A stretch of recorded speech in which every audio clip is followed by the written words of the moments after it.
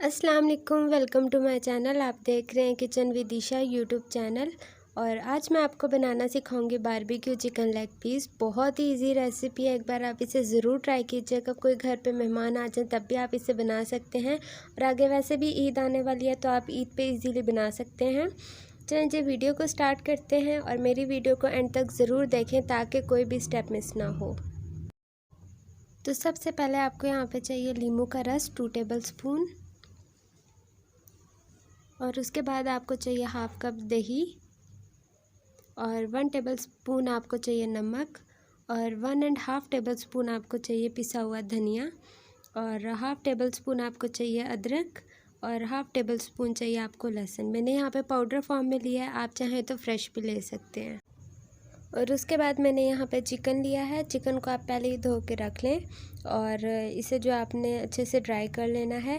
और पूरा आपने लेग पीस लेने हैं और लेग पीस पे आपने पहले ही इस तरह से कट लगवा लेने हैं जैसे मैंने कट लगाया हुआ है। हर साइड पे 2 या 3 कट आप पहले से ही लगवा लें। और यहाँ पे आपको 4 to 5 टेबल स्पून चाहिए चिकन टिक्का मसाला। चलिए जी अब इसकी मैरिनेशन तैयार करते हैं। उसके बाद आप एक बड़ा सा बाउल ले लें और उसमें जो है आपने दही को ऐड करना है। दही को ऐड करने के बाद नींबू का रस ऐड करते हैं और बाकी तमाम मसाले ऐड करते हैं जो मैंने अभी आपको बताए हैं। और तमाम मसालों को ऐड करने के बाद आपने इसे अच्छे से मिक्स करना है।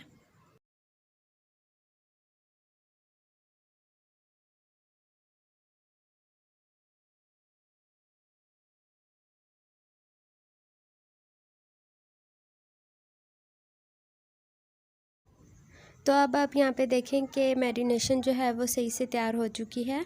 और आपने चिकन का एक पीस लेना है, उस पर अच्छे से आपने मसाला लगाना है और इसके कट्स वगैरह में भी आप अच्छे से मसाला लगा लें। आप मैरिनेशन तैयार करते हुए नमक और मिर्चें अपने जायके के मुताबिक कम और ज़्यादा कर सकते हैं।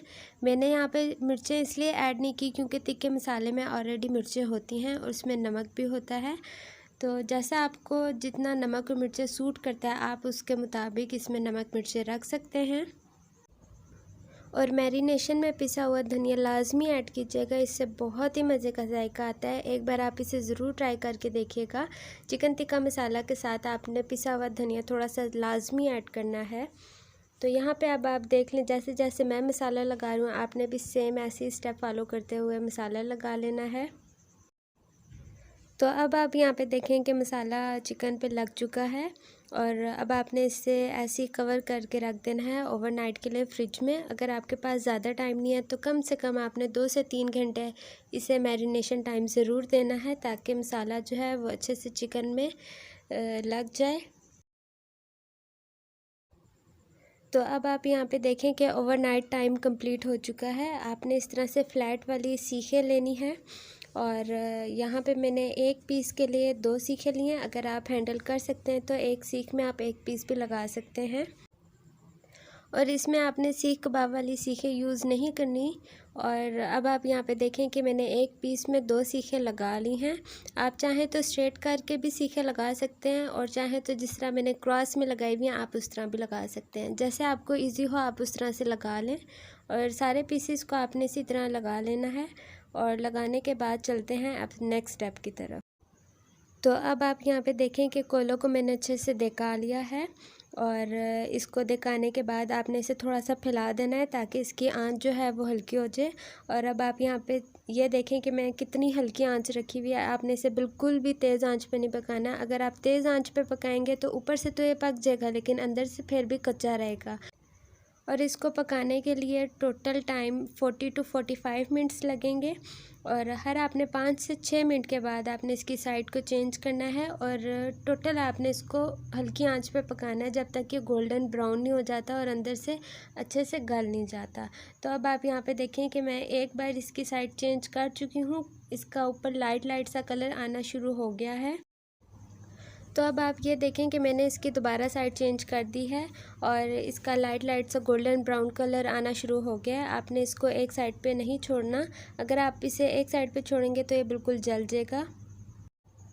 तो अब आप यहाँ पे देखें कि कितना प्यारा गोल्डन ब्राउन कलर आ गया है। ये बिल्कुल तैयार हैं और जैसे ये बिल्कुल तैयार हो जाए टाइम पूरा हो जाए तो आपने इसके ऊपर ऑयल थोड़ा सा ब्रश कर देना है।